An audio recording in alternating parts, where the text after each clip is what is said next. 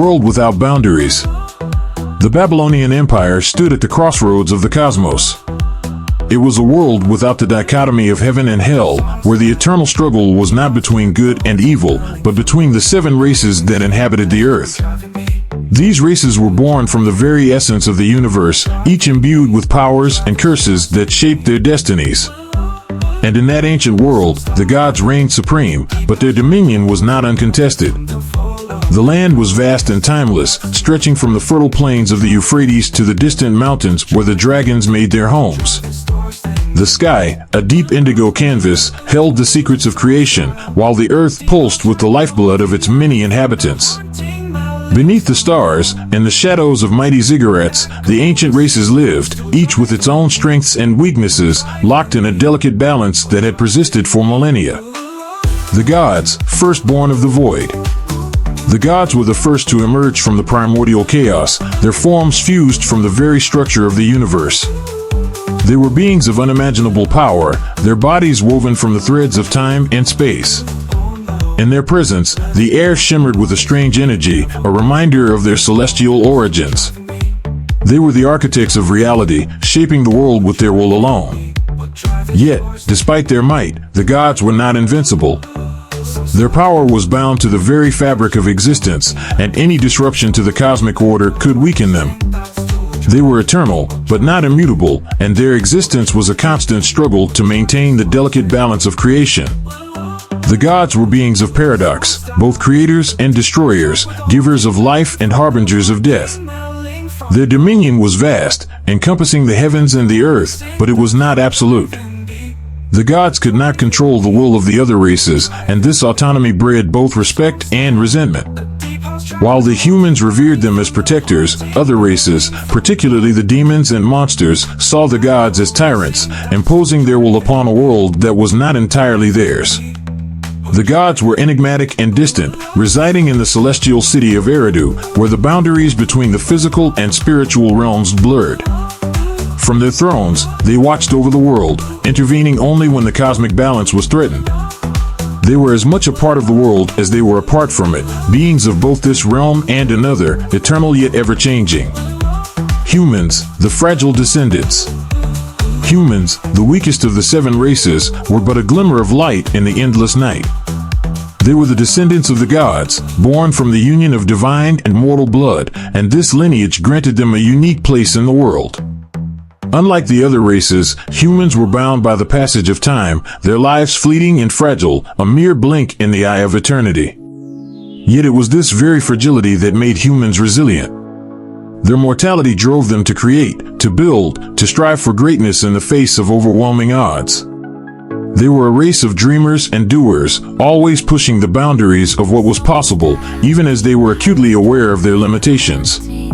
The gods watched over them, offering guidance and protection, but it was up to humans to carve out their own destinies.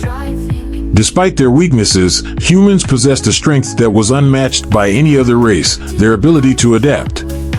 While the other races were bound by their nature, humans could change, evolve, and grow. They were not as strong as the giants, nor as cunning as the demons, but they had the capacity to learn, to innovate, and to persevere. It was this adaptability that allowed them to survive in a world filled with beings far more powerful than themselves. But this adaptability came at a cost. Humans were often torn between their divine heritage and their mortal nature, struggling to reconcile the two.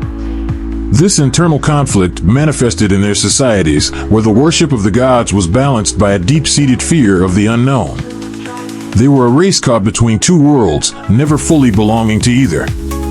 Giants, the titans of the earth. The giants were a race of titanic beings, towering over 6 meters tall, their bodies forged from the very stone of the earth. They were beings of immense strength and endurance, their muscles rippling with raw power. The ground trembled beneath their feet, and their voices were like thunder, echoing across the mountains and valleys. They were the living embodiment of the earth's might, and their presence inspired both awe and terror. The giants were not just brutes, however. They possessed a deep connection to the earth, a primal understanding of the world that was unmatched by any other race. They could feel the heartbeat of the world, the pulse of life that flowed through the land, and they could shape it to their will. They were the builders of great cities, the architects of wonders that defied the limits of human imagination. But with their strength came a terrible rage. The giants were quick to anger, and when provoked, their fury was like a force of nature, unstoppable and all-consuming. Their strength was both their greatest asset and their greatest weakness, for it often led them into conflicts that could have been avoided. The gods respected the giants for their power, but they also feared their unpredictability. The giants lived in the highlands, where the air was thin and the mountains reached towards the heavens. They were a solitary race, preferring the company of their own kind to the other races. They were bound by a strict code of honor, valuing strength, courage, and loyalty above all else. To betray a giant was to invoke a wrath that could shake the very foundations of the earth. Dragons, lords of the high heavens. High above the world, where the air was thin and the sky burned with the light of distant stars, the dragons reigned supreme. They were the lords of the high heavens, their vast wings spanning the skies as they soared through the clouds. Their scales gleamed like precious metals, and their breath was fire, capable of turning entire cities to ash. The dragons were creatures of majesty and terror, their presence commanding respect and fear in equal measure. Dragons were beings of ancient wisdom, their minds as sharp as their talons. They had witnessed the birth of the world, and they held knowledge that had been forgotten by all other races. They were the keepers of secrets, the guardians of the ancient lore that had been passed down through the ages. To seek the counsel of a dragon was to gain insight into the mysteries of the universe, but it was also to risk incurring their wrath. Despite their power, dragons were not invincible. They were bound by the laws of the world, just like all other races, and they were subject to the same vulnerabilities. Their pride was their greatest weakness, for it often led them to underestimate the other races, particularly the humans. Dragons saw themselves as superior beings, and this arrogance sometimes blinded them to the dangers that lurked in the shadows. The dragons lived in the highest peaks, where the air was thin and the sky was a deep, endless blue. They were a solitary race, preferring to keep their own company, but they would occasionally descend from their lofty homes to interact with the other races. These encounters were often fraught with tension, as the dragon's pride clashed with the ambitions of the other races. Demons, spawn of the abyss. In the dark corners of existence, where the light of the gods could not reach, demons thrived. They were creatures of pure darkness, born from the chaos that existed before the world was formed. The demons were beings of malevolence, their forms twisted and grotesque, reflecting the nightmares of those who beheld them. They were the embodiment of fear, feeding off the terror of the living. Demons were not just mindless beasts, however. They possessed a cunning intellect, a dark intelligence that allowed them to manipulate and deceive the other races. They were masters of illusion, able to warp reality to suit their purposes, and they took great pleasure in sowing discord and chaos. The demons were driven by a deep-seated hatred of the gods, whom they saw as oppressors, and they sought to undermine the divine order at every opportunity. The demons were beings of darkness, and their power was greatest in the shadows. They could move through the darkness as if it were a physical substance, blending into the night and striking without warning. Their presence was often heralded by a sense of unease, a creeping dread that settled over the land like a shroud. The other races feared the demons, but they also respected their power, for they knew that to underestimate a demon was to invite disaster. Demons were solitary by nature, preferring to operate alone or in small groups. They lived in the darkest corners of the world, where the light could not penetrate, and they were constantly scheming, plotting ways to overthrow the gods and seize control of the world. The demons were patient, knowing that their time would come, and they were willing to wait for the right moment to strike.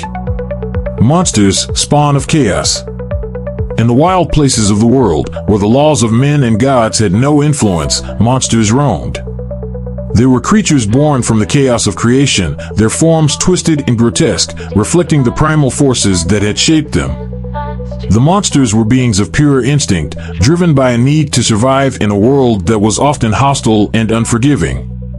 Monsters were not intelligent in the same way as the other races, but they possessed a primal cunning, a deep understanding of the natural world that allowed them to thrive where others would perish. They were beings of raw power, their bodies adapted to their environments, whether it was the deep oceans, the dense forests, or the arid deserts. Monsters were survivors, and they would do whatever it took to stay alive. Despite their lack of intelligence, monsters were not to be underestimated. They were often larger and stronger than the other races, and their sheer physical power made them formidable opponents. The gods had little control over the monsters, and this made them a constant threat to the divine order. The other races viewed monsters with a mixture of fear and respect, knowing that even the mightiest among them could fall to the teeth and claws of a beast.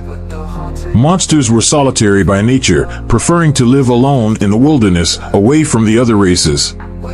They were territorial creatures, fiercely defending their homes from intruders. The monsters were as much a part of the world as the mountains and rivers, and they were as ancient as the earth itself. They were the remnants of a time before the world was tamed, a reminder of the wild, untamed forces that had shaped the earth. Witches, keepers of the dark arts. In the shady groves and hidden valleys of the world, where the veil between the living and the dead was thin, witches practiced their dark arts. They were beings of great power, their knowledge of magic unmatched by any other race. The witches were the keepers of ancient secrets, their spells woven from the very fabric of reality. They were both feared and revered, their power both a blessing and a curse. Witches were not born, but made. They were once human, but their pursuit of forbidden knowledge had transformed them into something more. They had tapped into the primal forces of the universe, and in doing so, they had gained power beyond mortal comprehension. But this power came at a cost, for the witches were forever bound to the dark forces they had invoked, their souls tainted by the magic they wielded. Despite their dark nature, witches were not inherently evil. They were beings of great wisdom, and they often used their powers to protect the world from the threats that lurked in the shadows. But their methods were often harsh, and their actions were guided by a logic that was alien to the other races. The witches did not see the world in terms of good and evil, but in terms of balance and chaos. The witches lived in isolation, far from the prying eyes of the other races. They preferred the company of their own kind, and they rarely ventured into the cities of men. But when they did, their presence was often a sign of great upheaval, for the witches only intervened in the affairs of the world when the balance was threatened. They were the guardians of the ancient ways, and their power was both feared and respected. In this world of 7 races, the Babylonian Empire stood as a testament to the delicate balance that had been maintained for millennia. The gods ruled from their celestial thrones, but their power was not absolute, and the other races constantly challenged their dominion. The humans, weak but adaptable, struggled to find their place in a world filled with beings far more powerful than themselves. The giants, dragons, demons, monsters, and witches all played their part in the grand cosmic dance, each contributing to the eternal struggle for control over the earth.